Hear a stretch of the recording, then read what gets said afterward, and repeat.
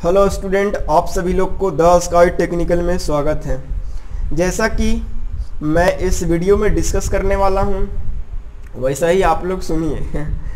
सबसे पहले तो मैं आज स्टार्ट करूंगा जो कि एग्ज़ाम पॉइंट ऑफ व्यू से बहुत ज़्यादा इंपॉर्टेंट होगा, और उसमें पढ़ेंगे वेक्टर लॉ ऑफ एडिशन। ठीक है ना। हालांकि वेक्टर लॉ ऑफ मल्टीप्लिकेशन यहाँ पे नहीं पढ़ना है, तो हम लोग टाइम वेस्ट ना करेंगे सेमेस्टर को ध्यान में रखते हुए। ठीक है। तो वेक्टर लॉ ऑफ एडिशन अगर बात किया जाए तो हम लोग देखेंगे vector law of addition. Addition के बात किया जाए तो हम लोग को तीन पढ़ेंगे। पहला triangles law of vector addition. दूसरा पढ़ेंगे polygons law of vector addition. और थर्ड पढ़ेंगे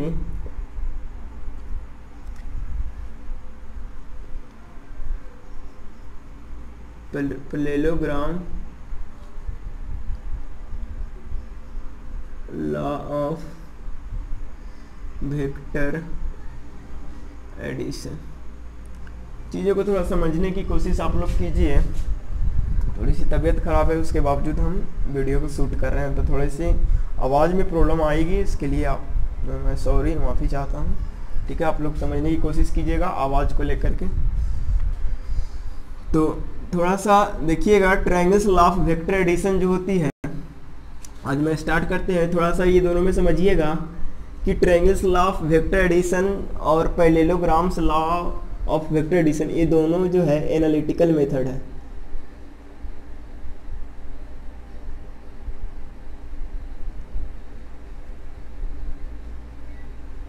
एनालिटिकल मेथड है। एनालिटिकल मेथड किस चीज के लिए है? तो बोला कि रिजल्टेंट फाइंड करने का। रिजल्टेंट किसका फाइंड आउट करेंगे? तो बोला कि वेक्टर का। यहाँ पे स्पेशली किस वेक्टर की बात रिजल्टेंट फाइंड करेंगे? तो फोर्स की। क्यों? क्योंकि अपन टॉपिक पढ़ रहा है क्या? फोर्स। चीज़ों को समझने की कोशिश आप लोग कीजिए कि यहाँ पे जो पॉलीगॉन्स लॉ है, ये भी क्या है? ये ग्राफिकल मेथड है। क्या है? ग्राफिकल मेथड है। ग्राफिकल मेथड किस चीज का है? ये भी क्या है? रिजल्टेंट फाइंड आउट करने का। फाइंड आउट करने का किसका? तो बोला कि वेक्टर का। यहाँ पे स्पेशली किस वेक्टर की बात करेंगे? तो बोलेंगे कि फोर्स का। किसका? फोर्स का। चीजों को समझिए कि यहाँ पे जो बात आती है, ये ग्राफिकल मेथड है। बोले कि ज्यादा एक्यूरेसी किस में आती है? इसमें आती है कि इसमें आती है? तो बड़े आसानी से देख लीजिए कि ग्राफिकल मेथड में सबसे ज़्यादा एरर होने का चांसेस रहता। ठीक है, लेकिन सही से बन गया तो हमेशा वेक्टर जब बनाएंगे ग्राफ से नाप कर, तो हम लोग को हमेशा थोड़ी सी मिस्टेक होगी। तो ग्राफिकल मेथड थोड़ा सा यहाँ पे एरर आ जाएगी। तो उस सब के बाद छोड़िए, सबसे पहले पॉलीगॉन्स लॉ जो है वो ग्राफिकल मेथड है। क्या चीज का? रिजल्टेंट फाइंड आउट करने का। किसका? तो वेक्टर का। कितने वेक्टर का? तो 2 और मोर देन टू। और ये दोनों जो है वो कितने वेक्टर का रिजल्टेंट फाइंड आउट करने का है? तो ओनली 2। ये जो रिजल्टेंट फाइंड करेगा ओनली 2 वेक्टर का। वेक्टर नहीं, ओनली 2 फोर्सेस। यहाँ पे स्पेशल टॉपिक पढ़ रहा है ना, ओनली 2 फोर्सेस। यहाँ पे ओनली 2 और मोर देन 2 फोर्सेस। क्यों भाई? तो क्योंकि यहाँ पे हम लोग पढ़ रहे हैं क्या?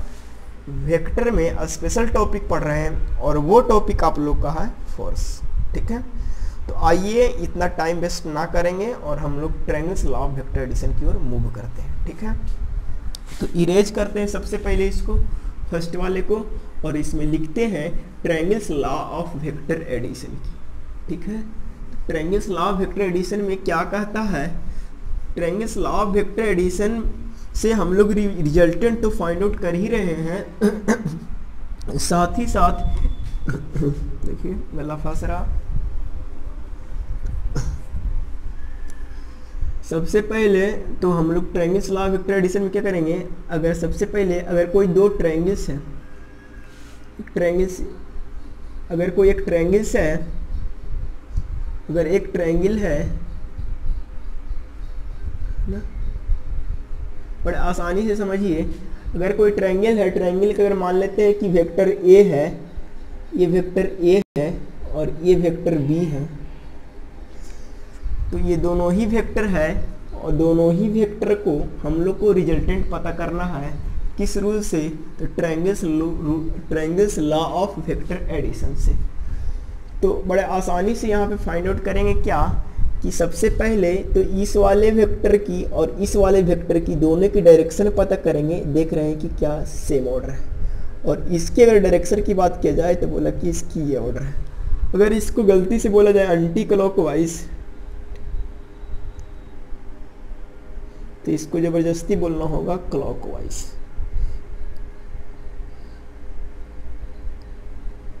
तो ना घड़ी के डायरेक्शन में ही है, जिसको बोलते हैं वामावर्त और एक को बोलते हैं दक्षिणावर्त। क्लॉकवाइज को बोलते हैं दक्षिणावर्त,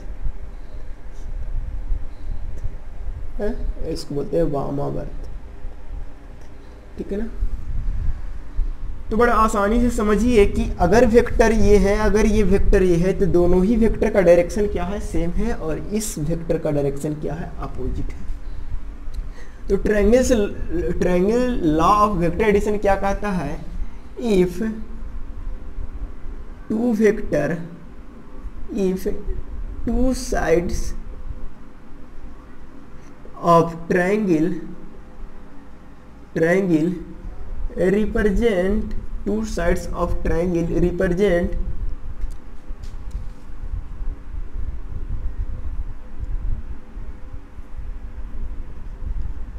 represents if two sides of triangle represent vectors with magnitude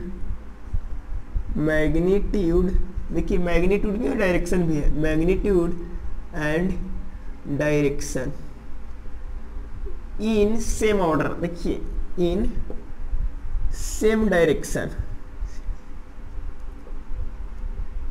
क्योंकि बड़े आसानी से समझिए कि इसकी जो डायरेक्शन है वो इसकी डायरेक्शन है, मतलब डायरेक्शन यहाँ पे घड़ी का रेफरेंस लेंगे, या तो क्लॉकवाइज होगी या तो काउंटर क्लॉकवाइज या एंटी क्लॉकवाइज होगी।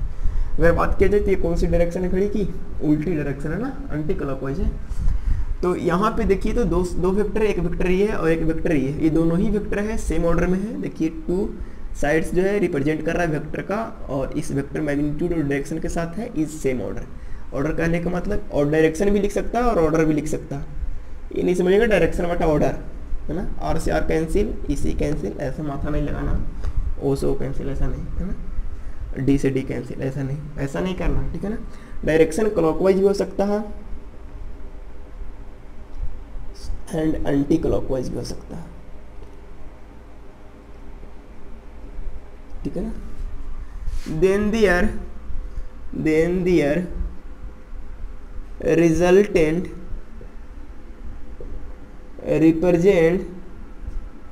represent by the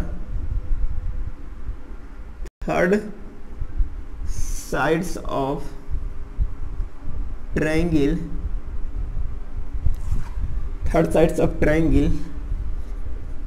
with magnitude and direction in opposite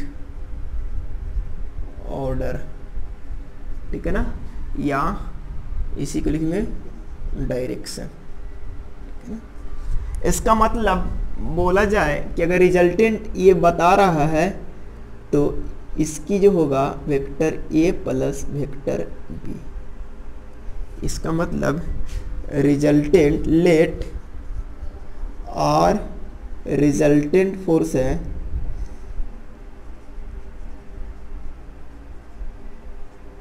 और ए फर्स्ट वेक्टर है और बी सेकेंड वेक्टर है, तो रिजल्टेंट बराबर लिख सकते हैं vector A plus vector B. इतना बात आप लोग से क्लियर हो रहा होगा कि रिजल्टेंट हम लोग फाइंड कर लिए with the help of triangles rule. Triangles rule का लिमिटेशन है कि दो से ज़्यादा वेक्टर का हम रिजल्टेंट फाइंड आउट नहीं कर सकते। तो आइए इसके बाद आता है दो से ज़्यादा वेक्टर का फाइंड आउट करने के लिए ग्राफिकल मेथड, जिस मेथड का नाम है polygons law of vector addition. तो कॉपी में नोट फेयर जरूर लिखते जाइएगा।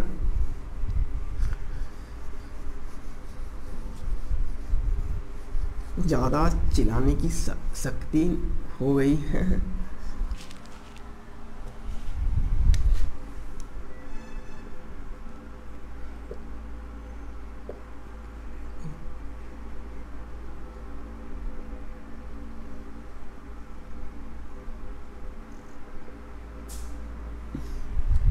पॉलीगॉन्स नाम से ही पता चल रहा है कि नंबर ऑफ साइड्स रहेंगे मोर देन 2। जिसमें number of side more than 2 रहेगा तो उसको बोलेंगे पॉलीगॉन्स, ठीक है ना।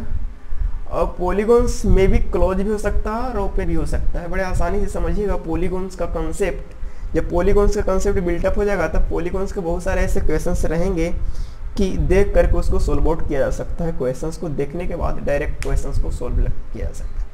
वन लाइन में ऑब्जेक्टिव भी किस टाइप्स के पूछा जाएगा वो भी बताया जाएगा। फिलहाल तो अभी डिफिनेशन को समझिए। बोला था पॉलीगॉन्स लॉ,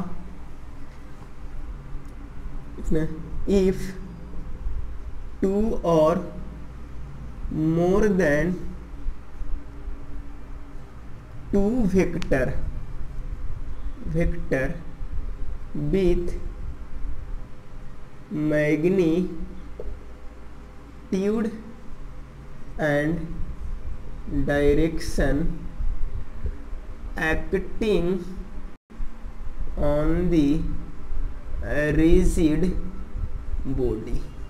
अगर दो या दो से ज़्यादा अगर वेक्टर किसी रिजिड बॉडी पर एक्ट कर रहा है, अगर विथ मैग्नीट्यूड एंड डायरेक्शन के साथ, देन देयर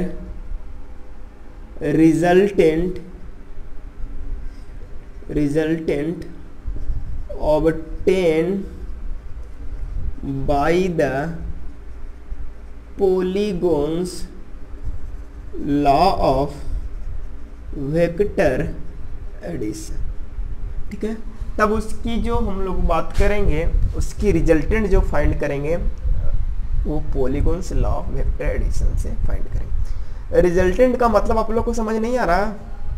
समझने की कोशिश कीजिए रिजल्टेंट की, कि अगर कोई दो बंदा मिल करके जितना काम कर रहा है उतना कोई अकेले बंदा काम कर दे रहा है तो वो दोनों बंदे के बराबर एक बंदा रिजल्टेंट है। अगर कोई 4 रोटी खा रहा है, बी 6 रोटी खा रहा है, सी अकेले 10 रोटी खा रहा है, यानी ये दोनों मिल करके जितना खा रहा है वो उतना अकेले खा रहा है।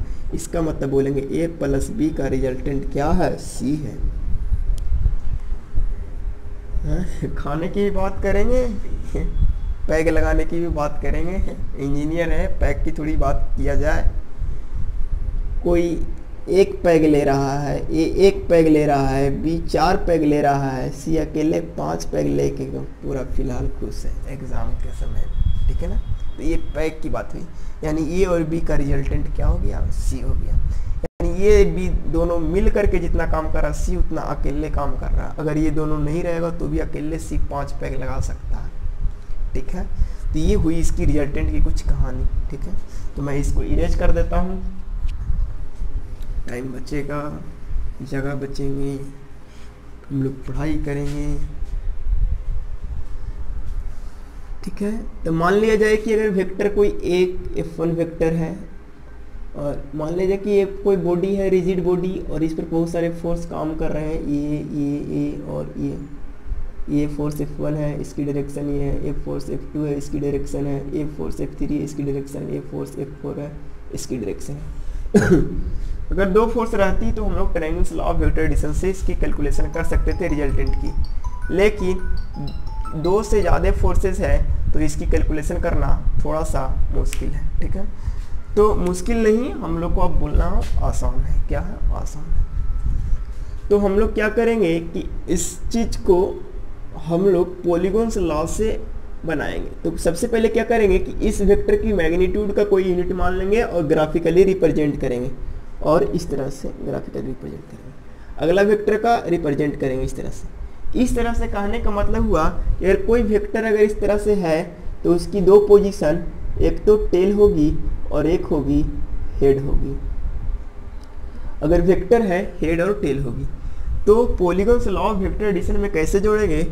तो देखिए फर्स्ट वेक्टर का हेड और सेकंड वेक्टर का, यानी वन वेक्टर का हेड एंड अनदर वेक्टर का टेल, वन वेक्टर का हेड एंड अनदर वेक्टर का टेल, इसी तरह से जोड़ते चले जाएंगे।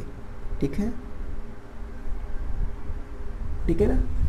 तब हम लोग क्या होगा कि हम लोग को जो रिजल्टेंट पता चलेगा वो रिजल्टेंट होगा कि उसकी जो क्लोज करने वाली जो साइड्स होगी उसी से हम लोग को पता चलेगा रिजल्टेंट, और वो अपोजिट ऑर्डर में होंगे। बड़े आसानी से लिखेंगे कि यहाँ तक, तो इसको थोड़ा सा इरेज करते हैं, जगह बन जाएगा।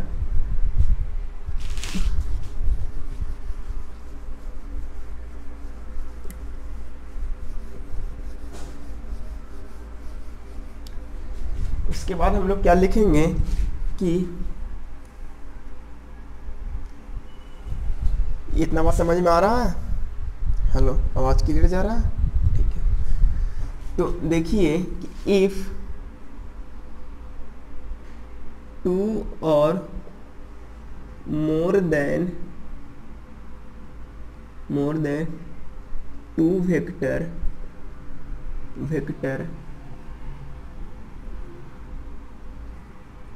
join of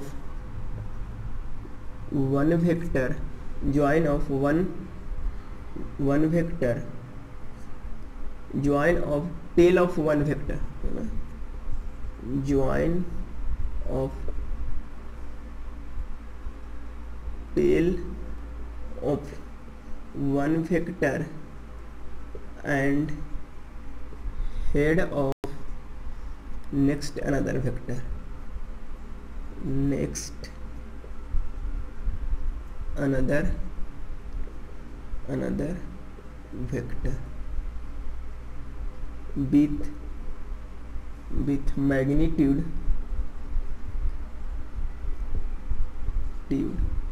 and direction, then their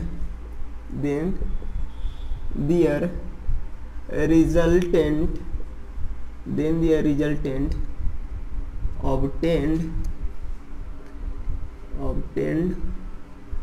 by the closing sides of polygons। ठीक है, तो बड़े आसानी से यहाँ पे हम देखें, then the resultant obtained by the closing sides of polygon in opposite direction। यहाँ पे कर लीजिएगा if two or more than two vector join with tail of one vector next vector, if two or more than two vector join of tail of one vector and head of another vector, two or more than two vector join of tail of one vector and head of next।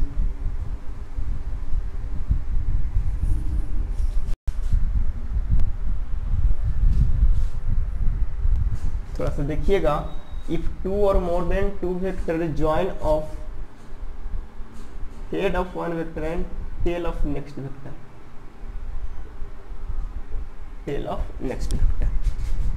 next vector with magnitude and direction, then their resultant obtained by a magnitude and same direction,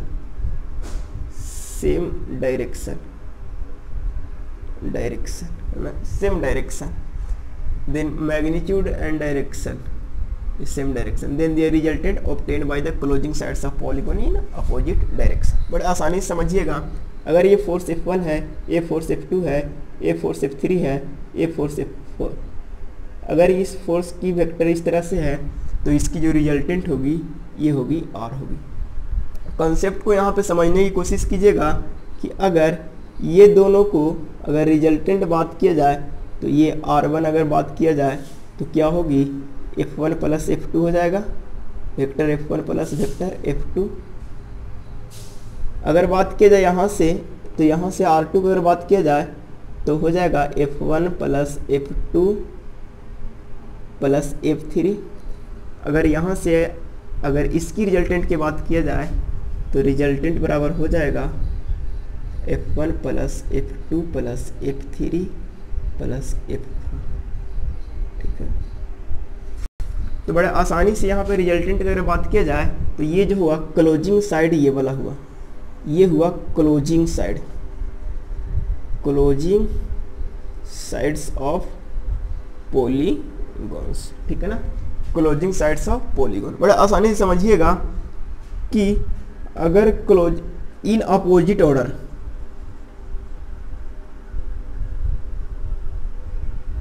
किस में है, opposite order में। चीजों को समझिएगा कि in opposite order में है। अगर पॉलीगॉन दो टाइप्स के बनेंगे, अगर आप ड्रॉ कर रहे हैं तो पॉलीगॉन एक तो पूरी तरह से क्लोज हो जाए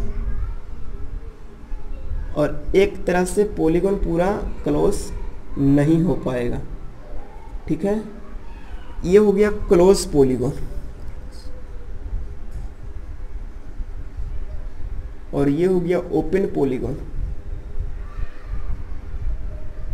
समझिएगा, क्लोज पॉलीगॉन्स का रिजल्टेंट जीरो होता है। क्या होता है, इसमें रिजल्टेंट क्या होगा, जीरो होगा। और ओपन पॉलीगॉन्स के लिए क्या करते हैं, हम लोग रिजल्टेंट फाइंड आउट करते हैं।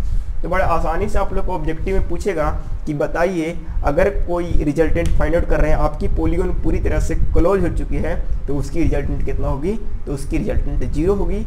अगर पॉलीगॉन्स अगर ओपन रहा तो वो जो क्लोज करने वाले जो साइड्स होगी वही वो पूरे वेक्टर का क्या होगा, रिजल्टेंट होगा। तो आइए यहाँ तक उम्मीद करते हैं आप लोग को समझ में आया होगा। तो हम लोग स्टार्ट करते हैं parallelograms law of vector addition को।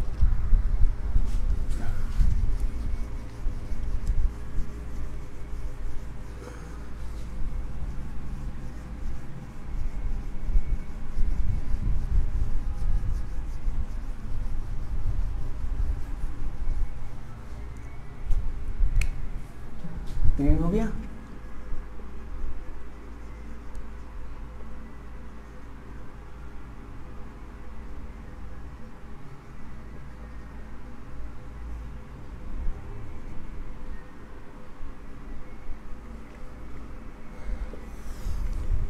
Parallelograms law of vector addition भी क्या है, रिजल्टेंट फाइंड आउट करने का तरीका क्या बताता है इसमें। सबसे पहले तो लिखेंगे if two vector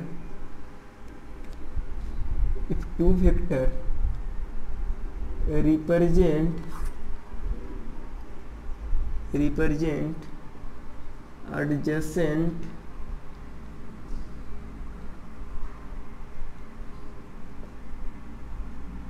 sides of polygons में parallelograms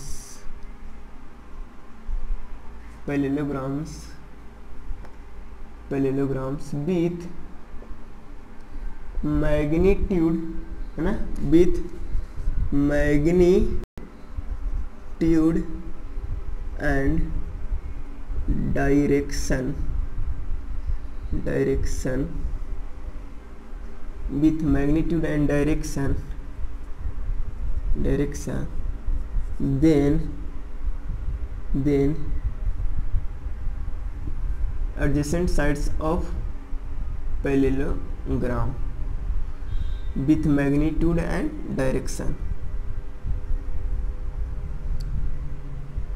If then their resultant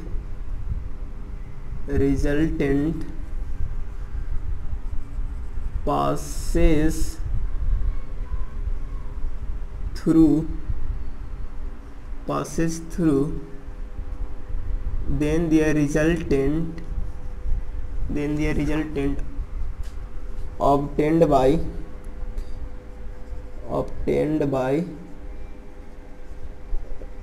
diagonal of parallelogram, then their resultant obtained by the diagonals of parallelogram through diagonal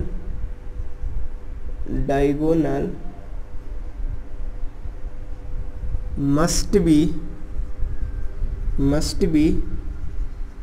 passes through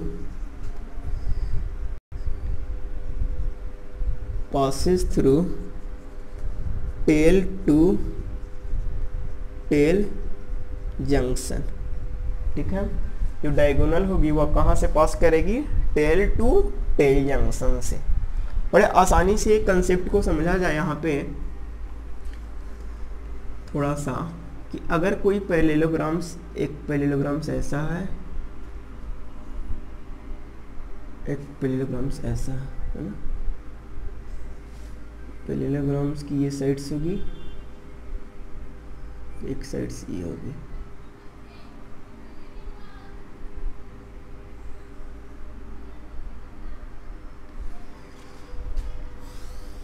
join करेगा टेल टू टेल। बड़े ध्यान से, if two vector join with tail to tail join करेगा हमेशा। अगर vector को मान लेते ए है, ये वेक्टर बी है, तो इसकी जो रिजल्टेंट पास करेगी, ये इसकी हेड है और ये इसकी हेड है, तो इसकी रिजल्टेंट हमेशा जो पास करेगी वो इस जंक्शन को बोलेंगे tell to tell junction.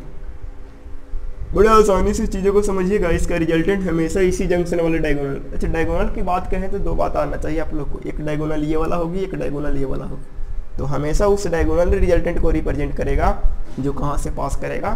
Tell to tell junction से पास करेगा।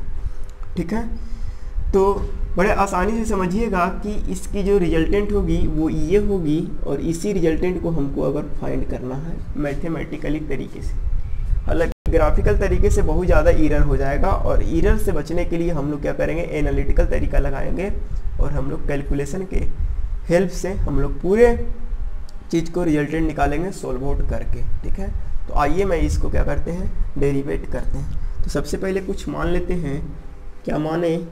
Late vector A and B are two vector represent adjacent sides of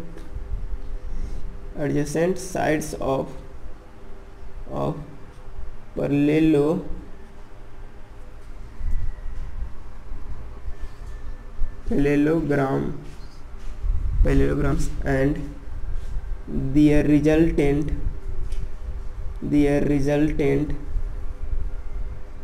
their resultant is R। ठीक है, बड़े आसानी से इतना हम एज्यूम्शन कर लिए। इसके बाद और डेरिवेट करेंगे, और डेरिवेट करने के बाद थोड़ा सा हम लोग देखेंगे क्या होता है आगे चल करके।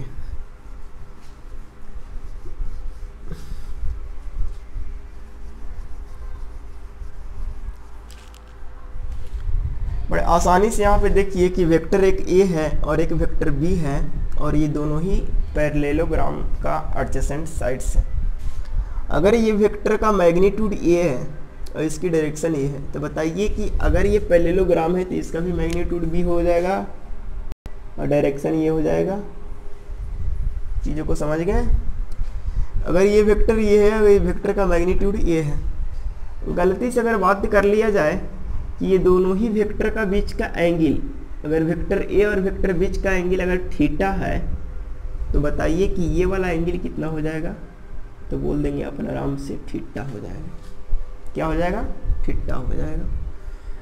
अगर बड़े आसानी से देखें कि अगर ये थीटा हो रहा है और अगर ये बी है, तो इसकी दो कंपोनेंट्स बनेंगे, एक ये वाला और दूसरा कंपोनेंट्स बनेंगे ये वाला।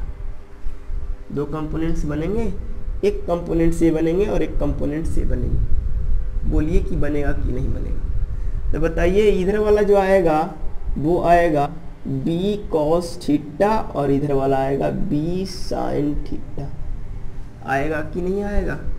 चीज़ों को थोड़ा समझिए कि इधर वाला जो आएगा यानी इसका एक कंपोनेंट ये बना और दूसरा कंपोनेंट ये बना, सॉरी इसकी डायरेक्शन ये वाला होगी। ये दोनों ही बात समझ में आ गया। इसका मतलब जो ये आया क्या आया, बी साइन थीटा, नहीं इधर दिखाई पड़ रहा है, ये वाला ये हो जाएगा आपकी, ये वाला दिखाई पड़ रहा है ये साइड्स, ये वाला हो जाएगा बी साइन थीटा और ये वाला हो जाएगा बी कॉस थीटा। यानी इस वेक्टर का कंपोनेंट्स तोड़ दिया और यहाँ पे हो गया बी कॉस थीटा और बी साइन थीटा। जिन लोगों को समझ नहीं आता तो वहाँ से हम थोड़ा सा ऐसा निकालते हैं कि ये वेक्टर बी था और इसकी हम एक कंपोनेंट ये तोड़ा, ऐसा एक ट्रायंगल फॉर्म किया, ये ट्रायंगल फॉर्म किया, ये एंगल थीटा है, ये वेक्टर बी है। तो बताइए अगर इस ट्रायंगल में थीटा के सामने वाला p और इसके सामने वाला b और इसके सामने वाला h, तो बताइए साइन थीटा बराबर क्या होता है, तो p/h होता है। चलिए बताइए कि हमको अगर इस वाले लेंथ को निकालना है, p निकालना है, तो हम लिख सकते हैं h इंटू साइन थीटा और h की वैल्यू क्या है, वेक्टर b है, तो हम लिख सकते हैं vector b into sine theta. Similarly अगर बात किया जाए यहाँ पे तो vector b into cos theta हो जाएगा। चीज़ों को यहाँ से समझिए, छोटा सा ट्रिग्नोमेट्रिक रेशियो लगाया अपन, तो ट्रिग्नोमेट्रिक रेशियो से भी आप समझ सकते हैं। तो यहाँ से दो चिन्ह निकल के आया, एक बी साइन थीटा और एक बी कॉस थीटा। बड़े आसानी से अगर बात किया जाए अप्लाई कर देंगे। अगर गलती से अगर इस पॉइंट को ए माने और इस पॉइंट को बी माने, इस पॉइंट को सी माने और इस पॉइंट को डी माने, तो अगर बात किया जाए कि in triangle A B C triangle में अगर चलते हैं तो बताइए अगर पाइथागोरस थ्योरम अप्लाई करेंगे तो हम लोग को क्या होगा। जैसे ही पाइथागोरस थ्योरम हम लोग अप्लाई करेंगे तो क्या होगा, थोड़ा आप लोग देखिए कि ए बी का square is equal to B C का स्क्वायर प्लस ए सी का स्क्वायर। इतना तो लिख सकते हैं। चीज़ों को बड़े आराम से समझेंगे। ए बी का स्क्वायर एज इट इज छोड़ देंगे, बी सी का स्क्वायर हम लोग को लिखेंगे वेक्टर बी सी वाला ये लाइन है और इस लाइन का मैग्नीट्यूड है बी साइन थीटा, यानी वेक्टर बी साइन थीटा का होल स्क्वायर, और ये वाला यहाँ से यहाँ तक लिखेंगे। तो बताइए ए सी के लिख सकते हैं, यहाँ से यहाँ ए सी बराबर क्या लिख सकते हैं, देखिए A D plus D C, क्या लिख सकते हैं, A D plus D C. समझने की कोशिश कीजिए, A D plus D C. तो यहाँ पे लिखें ए सी को लिख सकते हैं A D plus D C, तो ए डी बराबर वेक्टर ए है और डी सी बराबर वेक्टर बी कॉस थीटा।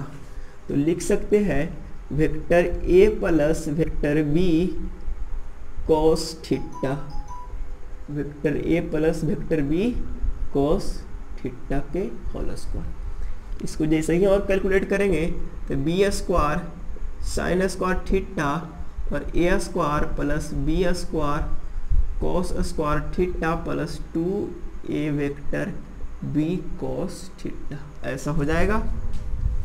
अगर बात किया जाए यहाँ से तो बी स्क्वायर कॉमन होगा और हो जाएगा sine square theta plus cos square theta plus A square plus vector का ए स्क्वायर, समय वेक्टर छूटा, ठीक है ना, यहाँ पे हो जाएगा vector 2a into B into cos theta.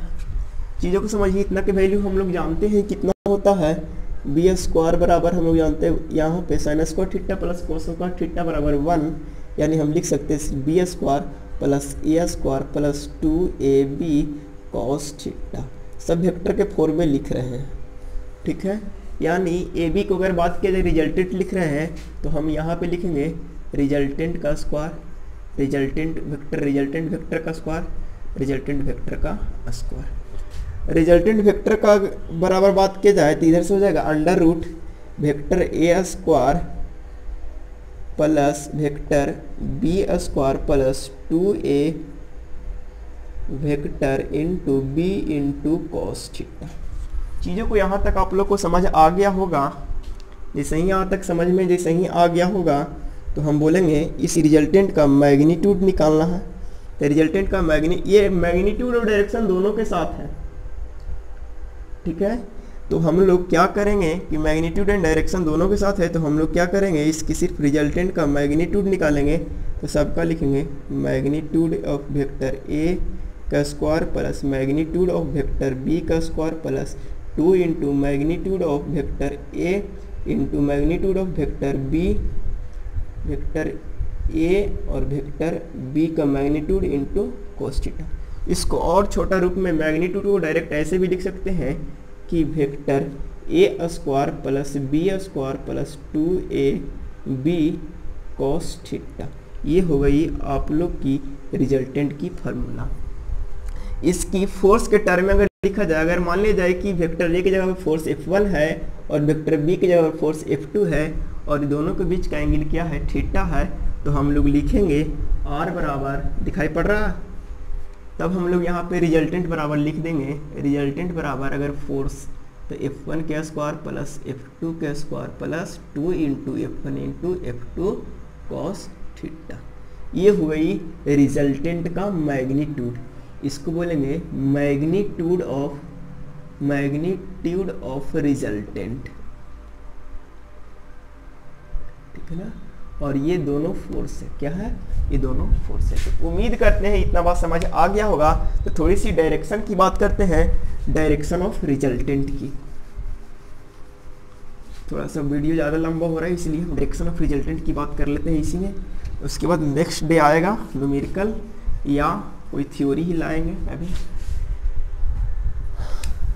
अगर मान लिया जाए कि ये एंगल अल्फा है, तो अल्फा क्या है, अल्फा और theta, theta angle between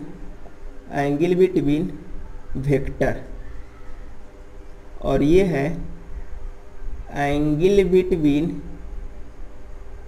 vector A and resultant R, ठीक है ना। दोनों के बीच का एंगल है। तो बड़े आसानी से हम अगर ये एंगल निकालेंगे तो बताइए कि इन ट्रायंगल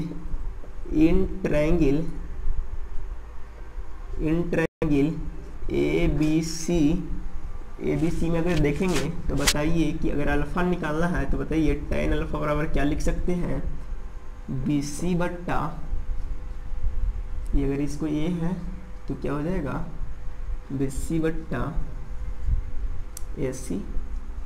बताइए tan अल्फा बराबर लिख सकते हैं, BC को क्या लिख सकते हैं,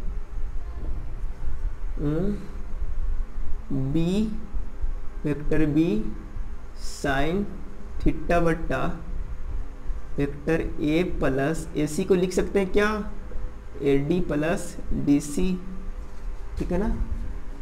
तो vector A plus vector B cos theta. बड़े आसानी से हम इसको मैग्नीट्यूड हमेशा यूज करेंगे, इसलिए मैग्नीट्यूड को, अच्छा मैग्नीट्यूड को ऐसे भी रिप्रेजेंट कर सकते हैं, मैग्नीट्यूड को ऐसे भी रिप्रेजेंट कर सकते हैं, ऐसे या सिर्फ सिंपली ऐसे। अगर ऐसे रिप्रेजेंट किए तो ये हो गया दिखाई पड़ रहा, अगर ऐसे रिप्रेजेंट किए तो ये हो गया मैग्नीट्यूड एंड डायरेक्शन, ठीक है। और ये हो गया सिर्फ और सिर्फ मैग्नीट्यूड। तो हमेशा हम लोग क्या चीज़ का यूज करेंगे, मैग्नीट्यूड के। तो B साइन थीटा बट्टा vector A plus vector B, अब यहाँ पे वेक्टर नहीं, अब मैग्नीट्यूड लिखेंगे B कॉस थीटा, यानी अल्फा बराबर लिखेंगे tan inverse B sine theta बट्टा A B कॉस थीटा। बड़ा आसानी से समझिएगा यहाँ पे कि ये हो गई डायरेक्शन ऑफ रिजल्टेंट,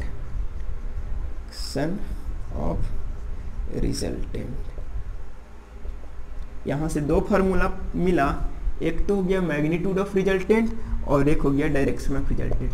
अगर रिजल्टेंट है तो वेक्टर क्वांटिटी है, वेक्टर है तो दो चीज़ मिलेगा, एक तो मिलेगा मैग्नीट्यूड और एक मिलेगा डायरेक्शन।